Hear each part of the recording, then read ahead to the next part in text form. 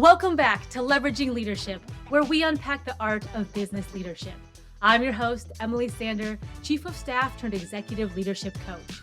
I work with people to help them step into effective leadership and realize their professional and personal goals.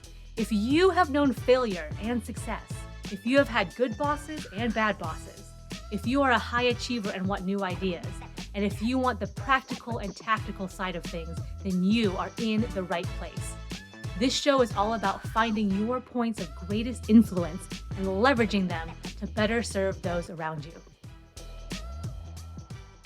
Tirrell Payton, welcome to Leveraging Leadership. Hello, Emily. Thank you so much for having me. How are you? I'm doing well. My week has been action-packed, but in a good way, and now I'm talking to you. How about you? Yes. My week has been action-packed, but often when people ask me, what are you up to? How are things going? I'll say, I'm earning my legacy. Ooh, earning my Yeah. legacy. Yep. Just a small thing like that, earning my legacy. Yeah. Love it. Yeah. You play big. So we're going to talk about agility and transformation in organizations and how to break down silos amongst teams. But to start us off, can you just give us a quick background of who you are and the company Nooma Group that you started and what they do? Yeah, for sure. So my name is Tirrell Payton. I live in sunny San Diego, California. I've been a consultant most of my career. Before that, I was an engineer. And what Nooma Group does is we help life science leaders adopt new ways of working and agile, specifically marketers. And so what that means for us is decreasing the cycle time that it takes for them to go from insight to action. And there's a lot of things that happen in between that, but you can think of that as the basic value through line for our customer profile. Perfect. And then, so agility and transformation, and you and I have talked about there's no such thing as steady state leadership. Maybe there was back in the, conveyor belt days, but certainly now it's not. So talk a little bit about that philosophy and that approach. Yeah, for sure. So I think we first all started seeing this probably in the 90s with the technology industry. You had companies like Microsoft and companies like Google come out of the gate with a completely different business philosophy than what was normal or what was expected. As a result, the internal operating model for these companies is where stuff like Agile popped out. And so here we are now in 2024. We've seen different transformations happen in waves across different industries. We saw it in banking and financial services just after the great financial crisis. We've seen it in travel and hospitality just after COVID. Everyone needs to get lean and mean. So the basic premise here, and thank you so much for mentioning this, the basic premise is if you're a leader and you're a leader recruited into an organization to lead something, the chances of you needing to lead a transformational effort are close to 99%. And so that really plays into that philosophy of there's no such thing as steady state leadership. You as a leader will never be called into an organization to just keep the car on the road or just keep the seat warm. So as a result, leaders have to bring a different leadership toolkit and quite honestly, a different cognitive and social toolkit to the table to actually lead transformations. And that's what we help leaders do.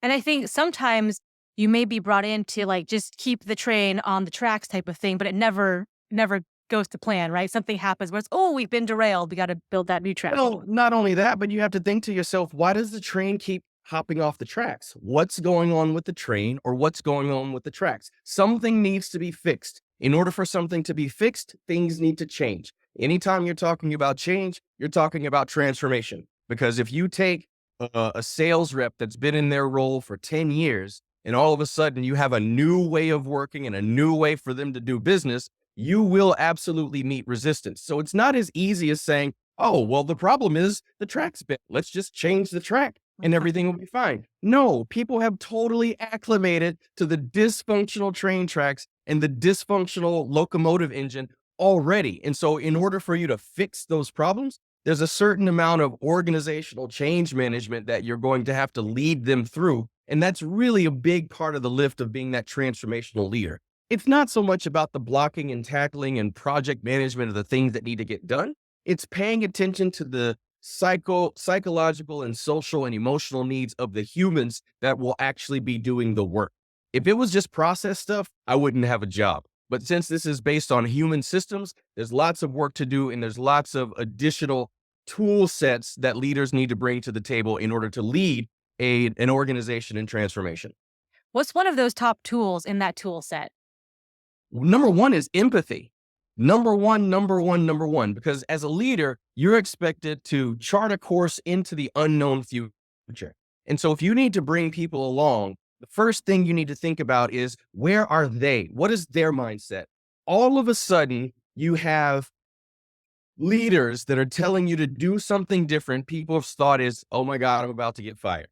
You have a bunch of consultants showing up, doing the hand wavy thing and talking fast and talking about outcomes and inputs and radical change. And they're like, oh my God, I'm about to get fired. So just being able to empathize with the people inside your organization to understand, where are they? That's like a big part of the toolkit that I think a lot of leaders sometimes end up ill-equipped for, because so much of our early career is being spent on analysis and understanding the details and understanding the status of everything and just keeping the trains moving, not so much the care and feeding of the humans that actually get the work done. So shifting the mindset from this like mechanistic model of an organization to something that more resembles a living organism that grows and changes and evolves. And you need to be able to understand the component parts of this evolving organization in order to lead it through transformation. And that all starts from empathy. All of that soft skill stuff that we learn about, empathy, how we learn how to have difficult conversations, how we learn how to give and receive feedback, all of those things that people roll their eyes at when they go through leadership training become the absolute essential skills. Because as a leader, and I say this to leaders all the time, I was like, as a leader, you don't do anything. And they're like, oh, of course I do. I'm the VP of blah, blah, blah, blah, blah. Yeah, but what do you do? Do you write creative briefs? Do you launch campaigns? Do you write copy? Do you create graphics? Do you even lead the strategy for this campaign or that campaign? No, you oversee all of those things. And so your job is less so a mechanical part of things getting done and more like a lubricant, or more like the mortar between the bricks that helps make everything stronger. But your people are those bricks. So what do they need as far as support surrounding them? How do we ring fence them in such a way that A, it makes your job of transforming the organization easier, and B, it makes their job of coming along with you and actually exerting fellowship easier because they feel safe. That is number one. You're the connective tissue, and it's a living, breathing organism that changes. Like the environment changes and the health and status change, and you have to be in tune with all of that, not act like it's, cog in the wheel type of things. We're little Yes. robots, and we do these inputs and outputs all the time. Right. Speaking We of inputs and can't treat outputs, people like fungible resources yeah, instead of like yeah. humans. So one of your tenets is outcome over output. Can you talk about that Yes. theme a little bit?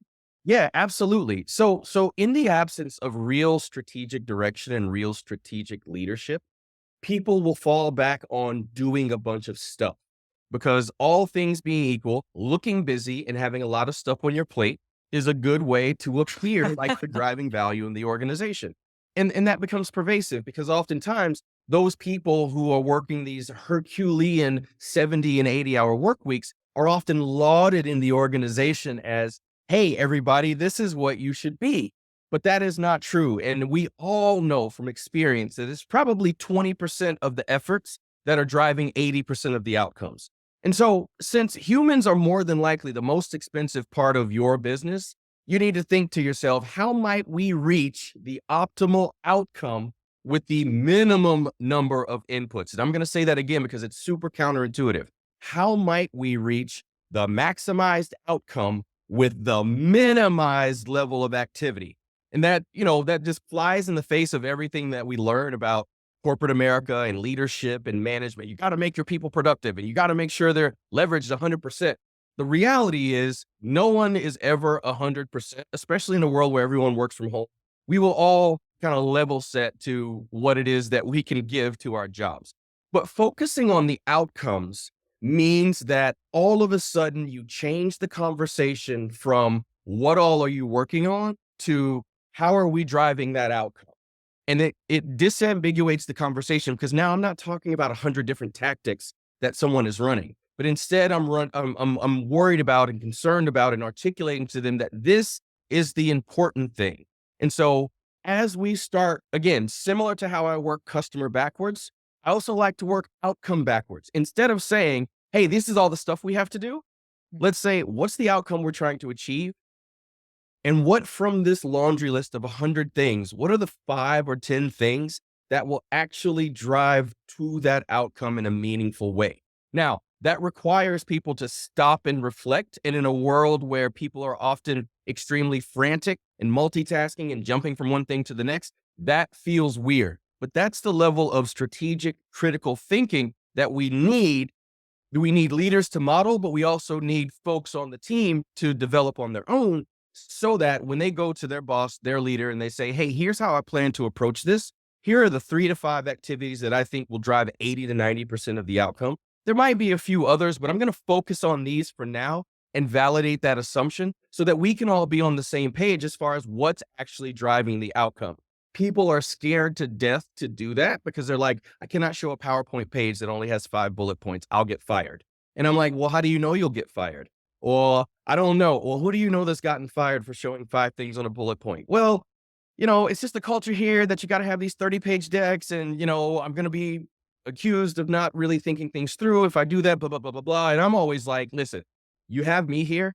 Your boss and your boss's boss and your boss's boss's boss knows that I'm advising you personally. The commitment that I'll make to you is I'll take any of the slings and arrows that may come if you get dinged for not having enough stuff.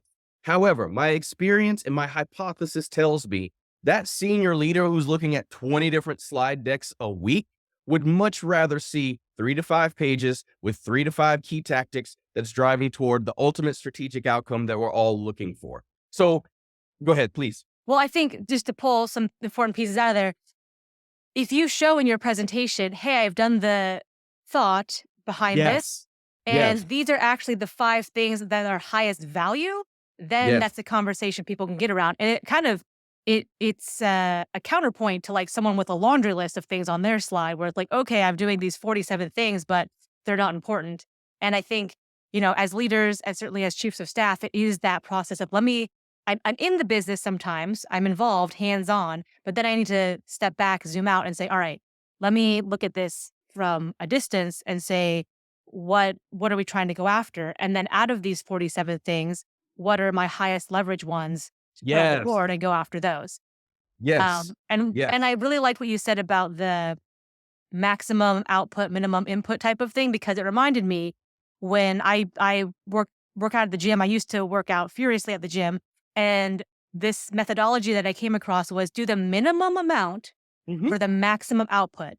Mhm. And it is counterintuitive when you're like, wait, what? The minimum amount? Like you have to push yourself and go to failure, but do the minimum you can for the maximum output. If you do any more of that, it's junk volume.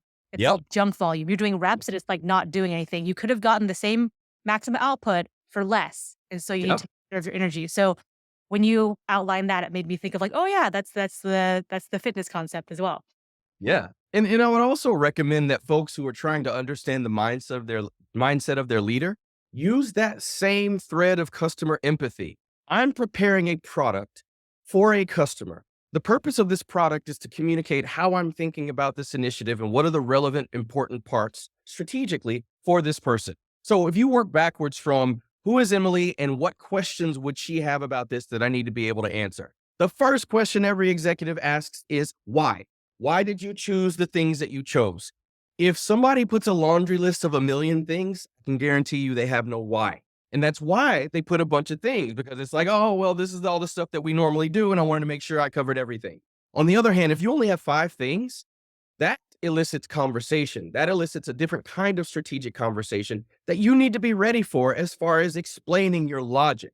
Now, it doesn't have to blow up the slide deck to any more than 3 pages, but you have to do the homework and you have to do the critical thinking to actually have the storyline behind this is why we chose these things. This is the impact we think we can drive. This is the timeline we're looking at. And this is the support and resources we need from you. That is how you position yourself. And this goes out to, individual contributors, leaders, definitely chiefs of staff. And how would someone do that? So if someone's like, all right, I'm on board, Tirrell, I'm picking up what you're laying down. Yeah. How do I go through that exercise? Sure. So I would first start them out by saying, who is this for? In other words, who's the audience? And then I would have them articulate what are the 3 to 5 key questions that this person would have about this information.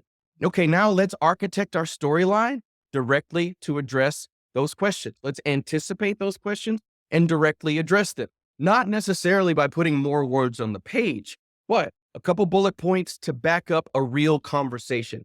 You want to know, you want to demonstrate that you know your stuff. So it starts with framing out what is it that we need to communicate? Who is this for? What do they need to know? What are the key questions?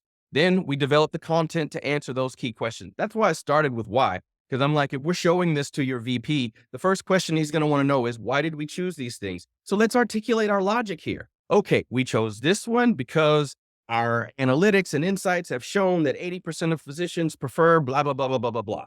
We chose this one because our insights showed us that 80% of prescribing nurse practitioners like blah, blah, blah, blah, blah. And we chose this third one because we wanted to be able to characterize something unknown about the market. So this third one is actually an experiment that we're looking to validate that could impact the downstream strategy moving forward. But just to be 100% clear, these first 2 are solidly backed by data. This third one is something we're trying to figure out from the market. And that is the justification for why we're pursuing these 3. Now, is that correct? I don't know. I don't know. But as far as a 5-minute opener to a high-level conversation with an executive, it puts you on solid footing to discuss that as peers now. Instead of, oh, no, that's wrong. I wouldn't do it that way because of these reasons. Okay, cool. That's fine. I wanted to come in with a perspective for us to reason around that may be right or wrong, but it's at least well thought out and I can articulate it and I can communicate it with you. And this now forms the backbone for us to negotiate around which of these things are important to you. In anticipation of this conversation, I figured out this is what we're doing. This is why we're doing it. I didn't get into the details of how because I think that would overwhelm you with detail. And I want to stay strategic here and really get some steering guidance and advice from you. So if you come into the conversation under the assumption that, hey, these are my thoughts. I wanted this to be the start of a conversation. And obviously, any feedback I'll take and re-articulate, and we can have a discussion around the logic behind it. But I at least wanted you to understand why I'm taking the approach that I'm taking, what I plan to do, and what are the clean separation lines between these 3 distinct work streams or efforts that I'm pursuing. I'm on board with that. I'm on board with that 100%. If you have a culture, if you're operating in a culture where like they're used to the laundry list and they're used to, the people who work 80 hours a week and those are our top performers, those are our best people and they get all the rewards. How do you go about changing that culture? I mean, sometimes it comes from the top. Sometimes you got CEOs, C-suite, they're all playing that game and running that race. And it's hard for someone, maybe a senior executive or even a senior manager, trying to work against the grain. So what are your ideas about how to turn that tide, so to speak? Well, I would say the culture of an organization is a direct reflection of the personality of the person leading it. And so if your organizational culture is dysfunctional, the first thing you need to look at is your leadership style. Yes, I know it is very, very challenging to walk the talk, but as an executive leader, that is your job.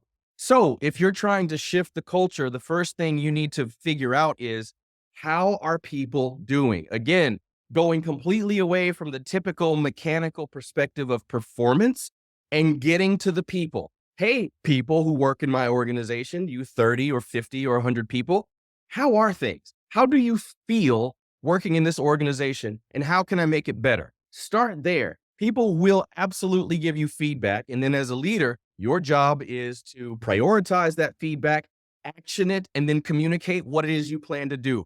No different than the same thing that I suggest for the individual contributors. Figure out what you're going to do, how you're going to communicate.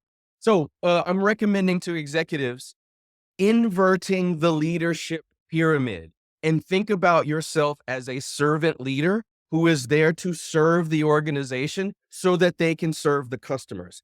That would be like mindset wise, one of the first things I would instruct leaders to do. And from that position of servant leadership, start asking the question, how can I make things better for you? How can I make you more productive? how can I tune this environment to make it better for all of us? People will give you feedback. You take that feedback, you reflect that feedback. Hey, I heard you. I received your feedback based on the 100 things people suggested. Here's 10 clusters, and here's the first two that we're going to prioritize for next quarter. Would love some leadership, would love some partnership. If you feel passionate about this, please come see me. We've got a budget ready. You've got full support of the CEO. Let's go, because I can't co-create this by myself.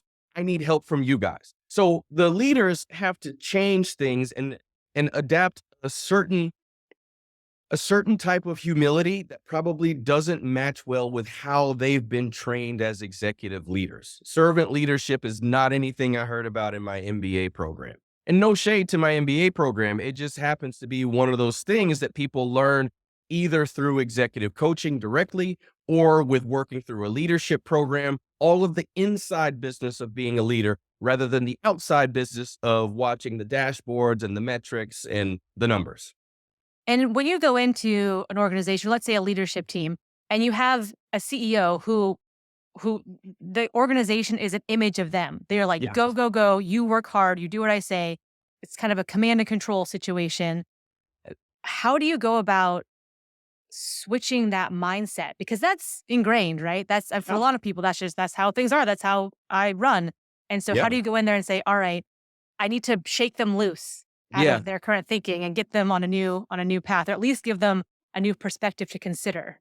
For sure. So often I'm in the situation where I have a sponsor, but then the person that I'm working with is a completely different person and they are hesitant, resistant, whatever word you want to use.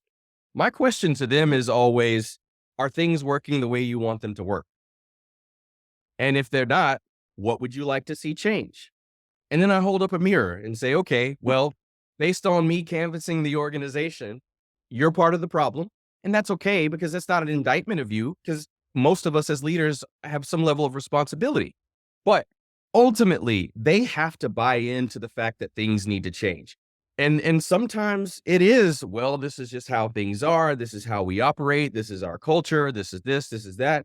In which case, I have to beg the question, do you want me here? Do you want to change? Because if not, I'll go back to your boss and I'll say, I don't think this is a good fit for now. Maybe a different leader, a different situation, or better timing would help the situation. So I always reflect it back to them. What do you want to achieve? What is your boss expecting from our engagement?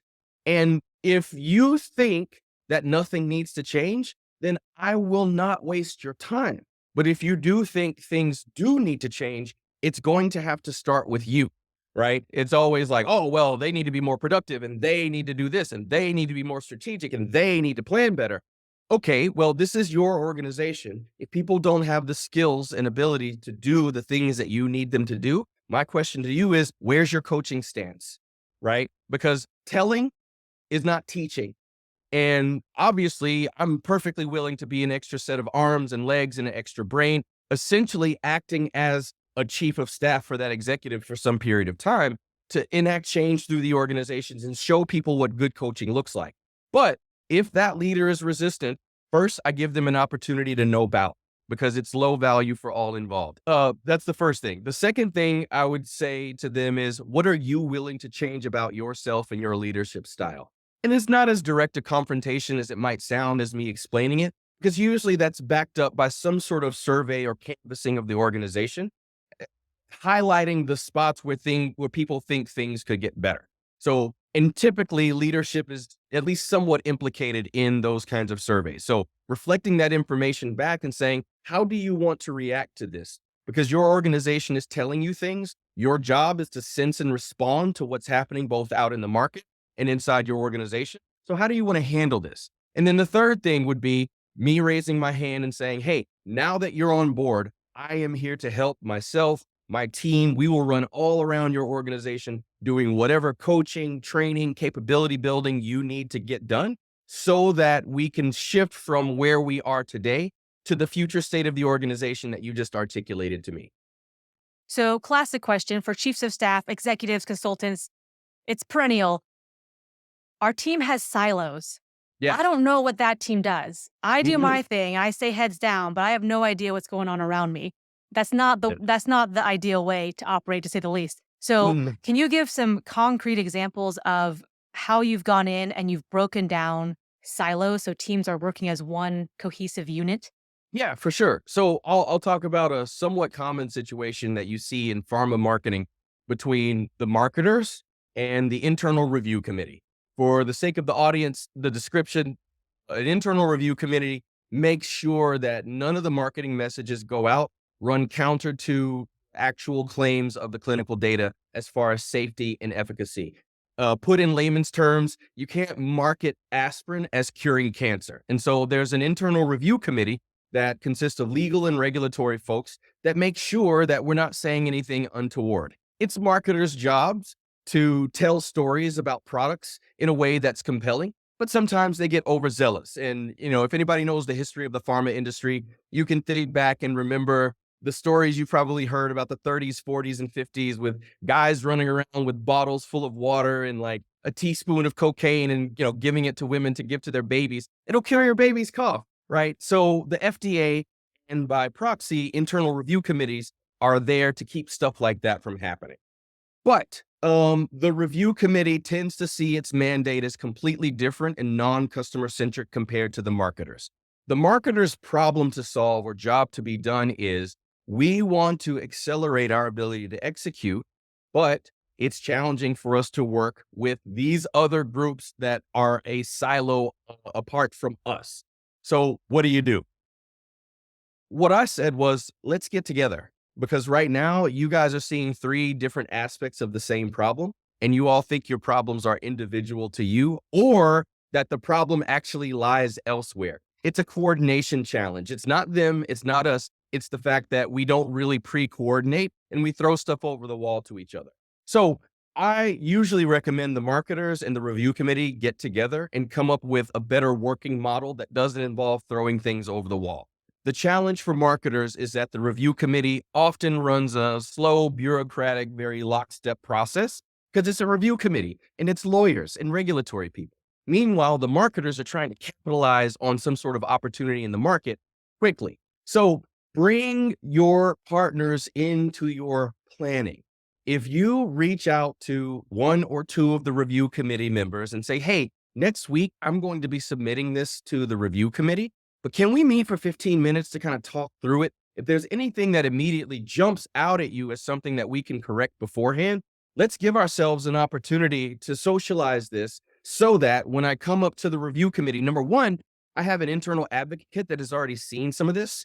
And number two, it'll be a lot less likely that I get hung up on something at the 11th hour. So again, whenever there's two siloed organizations or three or four or five, I'm usually asking someone to act as the convener, to take an influential leadership role. You often see people throw their hands up like, oh, they don't report to me, so there's nothing I can do. And I always respond with, there is nobody at this organization that reports to me, and I'm constantly asking people to do stuff. I can do that not because of positional power, but because number one, I always want to put myself on the same side of the value proposition as the person I'm talking to. And number two, I use influence to get things done. And that is a key skill for folks to learn. And this is one of the ways that they can learn it by saying, hey, organization two, organization three, the two of us plus you all have this problem. Let's get together and figure out how we might start to take steps to solve it. So it doesn't have to be something that's led from the C-suite or the senior executives. It's not something that even has to be this formal project. It could be as simple as, I'm looking for ways for us to work together. Here are some ideas I have on how we can work together. I would love to get with you and go over some of these and figure out how I can get your buy-in so things will be better for all of us. You guys get frustrated because we're constantly knocking on your door saying, when is this going to be done? We get frustrated because it feels like we throw something over the wall and goes to a black hole and we don't know what's going on. So this is suboptimal for all people involved. How might we, and you always ask that question, how might we come together and design something that works better for both of us? I have some ideas, but I don't want to design this in a vacuum. I would love your partnership and co-creation with this. I can't think of a single leader in a single organization who, when given that pitch, would say, no, thanks. I don't want to talk to you. I don't want to solve this problem. So I heard a couple different options there. One, there's a very grassroots, it doesn't have to come from leadership. It can just be a person in that team saying, hey, I'm going to take some initiative and reach out to my counterpart and come to a solution. And then another option might be maybe it is part of overall strategy and saying, hey, we see there's an issue here. There's a disconnect Yes. between these two teams. And so therefore it might be, who would like to be the representatives of each group. And your job is to have the conversations and then also communicate that back or facilitate that Yep. agreement. So those are two. Am I missing any? I don't think so. I said a lot of words, but I think those were the two most salient points. Okay. Mm, Architecting the organization sometimes goes along with the silos. So literally yeah. like breaking apart the silos. And now we're in this reorg situation. In order to achieve this outcome and to Yeah. drive this strategy, Yeah. here's some recommendations for how to set up this structure. So actually Yes. reorging the Yes. company. Yeah. Yeah. Thank you for that. And I'm not a super huge fan of fiddling with the official lines and boxes in the HR system. So I'm a much bigger fan of what I'm going to call a virtual organization, which could be a working group, which could be a cross-functional team. I'm not interested in blowing up this box and that box and then recombining them because I'll just end up creating different problems downstream. I'm more interested in having the humans come together and figure out how to organize themselves. So yeah, that's usually how it starts. Hey, we're looking for volunteers to help us solve this problem. Generally speaking, the people who are most passionate about that problem will raise their hand. So it's almost like self-selecting. And we have to make it cross-functional because a single function team solving a cross-functional problem doesn't have the right level of perspective. Outside of that, it's exactly what you articulated. We hone in on the specific set of problems we need to solve, preferably at least three, but no more than five, because we're not trying to boil the ocean. We figure out what's going to be our priority and our markers for success. We chart out maybe the next 4 to 6 weeks of activities. And then we pause and start to reflect that to the rest of the organization and get some feedback. We don't want to go too far and too deep into details with our plans before we get feedback. We also don't want to be completely opaque and be in a black hole. So it requires a bit of white collar courage in some cases to show a plan that's still in progress, a plan that's still taking shape. Because the purpose of showing a plan that's still taking shape is not to get buy-in and get the yes. It's to elicit a conversation about what are we missing here? What else could we be doing? Who else should be involved? What are some other considerations that maybe we haven't taken into account? So that's how this small core team of maybe 5 people can activate a whole organization around this new effort through empathy, through transparency, and being customer centric about who it is they're there to serve.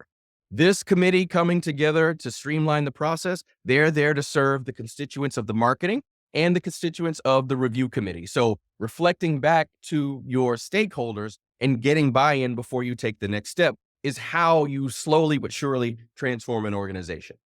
And now that people have heard about some of the things you do, can you talk about Nooma Group and what your typical clients look like, what the engagements look like, just kind of your most common ones? Yeah, absolutely. So Nooma Group, again, we work primarily with pharma marketers, helping them adopt agile and new ways of working. Generally speaking, our clients would be a VP of marketing at a pharma company that's typically running at least $1 billion in revenue. It doesn't make sense for a lot of companies to hire consultants, anything with revenue under that. So that's our ideal customer profile, if you will. And generally, when they approach us, they have one of a set of common problems. Either a lot of focus on activities rather than outcomes. B, inability to prioritize what's really important to the business. C, saying yes to everything because of FOMO. And D, a lack of overall engagement from the individuals in the organization. In other words, people feel I'm at my house, I'm in Connecticut. There's some people in Boston, some people in New York, some people in Miami. I look at these talking heads all day long. I don't feel a sense of community. I don't feel a sense of belonging. I don't feel a sense of connectedness. And from that place of not feeling belonging or community or connectedness, none of us can do our best work because we don't feel safe. So the leaders don't usually come to us and say, my team doesn't feel safe. They'll usually talk about the symptom. Oh, I can't get people to collaborate or, whatever. But generally It's around some of those types of issues. We say yes to everything. We can't focus on what's strategic. We have challenges prioritizing, and our people feel like they're checked out, disengaged, and overworked.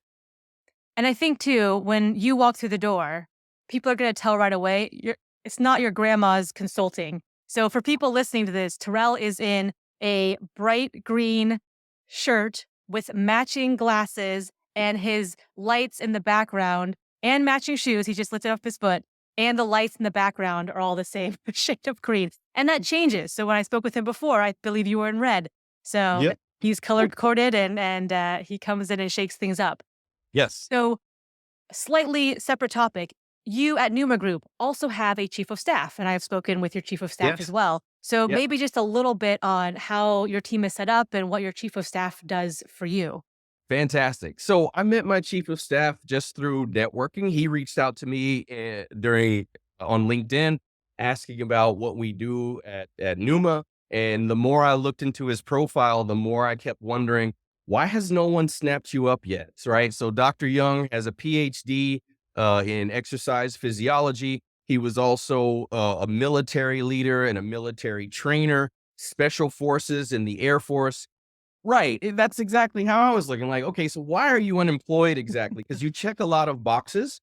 And then think the main reason was he didn't have that much experience in corporate, lots of experience in military, lots of experience in academia. So what I said to him was, I want to bring you on as my chief of staff. And you don't know what that means yet, but you're going to know what it means. And it's basically, in my case, I was treating it as more of a development position because he didn't have a background in consulting. And I didn't want to start him off as like an analyst or like an associate type of role. I wanted him to get a purview, a wide purview into everything going on in the business so that he could help me as my right hand. And I was explaining it to him like, okay, when the president goes in and he's got to have a press briefing, and that there's a guy who's like, all right, Mr. President, here's your talking points for this interview. That's a chief of staff. When there's like that one guy that gets the rest of the executives in the room and is kind of coordinating and organizing everything that's happening on these different work streams on behalf of the CEO, that's the chief of staff. You know how the CEO will have any number of harebrained ideas or projects, side quests that they might want to pursue that aren't fully baked enough to like hand over to the organization. But we need somebody to essentially get on a four-wheeler and go off into the woods and tell us what's in there. That's chief of staff. So you are a general problem solver that will have a wide perspective across the business. Probably won't get deep enough in any one thing to be like an expert, but you will get a depth and exposure in every aspect of the business to be able to think like me, to be able to speak on my behalf, and to be able to, in some cases, in my stead in actually moving things along. So that's how I explained it to Dr. Young. And that's mostly how we've been conducting things. We didn't have a marketing department, as an example, when Dr. Young first joined. And I was like, Dr. Young, one of the big problems I need to solve immediately is marketing. So you're going to lead marketing for 3 months. So Dr. Young led marketing for 3 months, helped recruit the team, helped get the operational processes in place. And I'm like, okay, Dr. Young, that's cool. We've got the marketing operations team that we've stood up. Now I need you to help me with sales. So any new thing that I need to do in such a way that doesn't completely distract the rest of the organization, my chief of staff is the first place I go, including when I need to be told you're on crack and we don't need to do that right now. Or maybe we should wait till next quarter. Or is that really aligned with the direction that we're taking the business? And I've told him, I was like, I expect these conversations to be challenging and open debate because I hired you because you're a smart guy, but you're not necessarily a consultant. That's a good thing because I need you to speak with the voice of common sense reason, just looking at things the way a smart layperson would. So my job, in my perspective, the commitment that I made to Dr. Young is I'm going to teach you everything I know. The opposite of that, or his commitment that he needed to give to me is I'm going to give you my time, I'm going to give you my effort, and I'm going to give you my brain so I can learn this stuff. And I'm like, cool, because the more of this stuff you learn, the better suited you will be for your next step. Because I also told him, chief of staff is not a forever role, dude. As much as I would love to have you around forever, this is really meant to develop you so that you can take on a more executive operational role. That could be here at Numa, it could be elsewhere. I know Dr. Young has the aspiration of running his own consulting practice. And I've told him, I was like, dude, I have a vested interest in giving you the skills and capabilities to be able to do that. Because while I give you those skills and capabilities, I'll be able to leverage them. Right. So I think in our case, the way I use chief of staff is like a junior executive that I'm bringing up.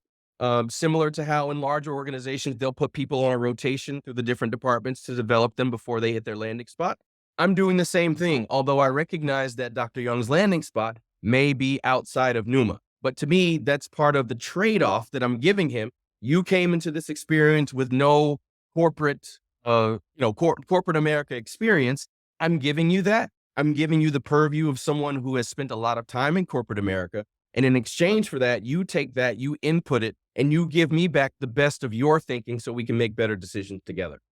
Beautiful. And I'm talking with Dr. Young, and he's likely going to be on this show. So excited for that conversation.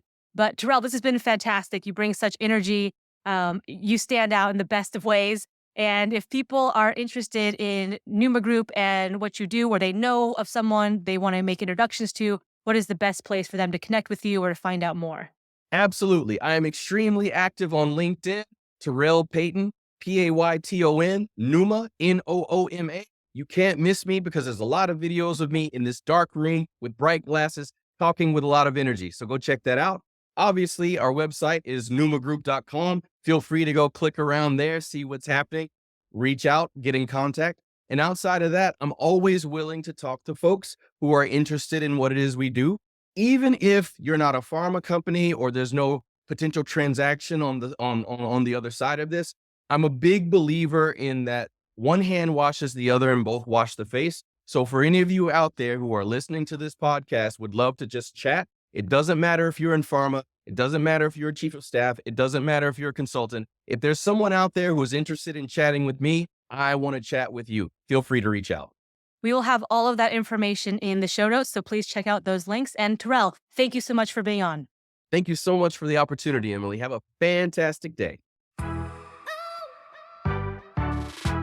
If you enjoyed today's episode, please like, share, and subscribe wherever you get your podcasts.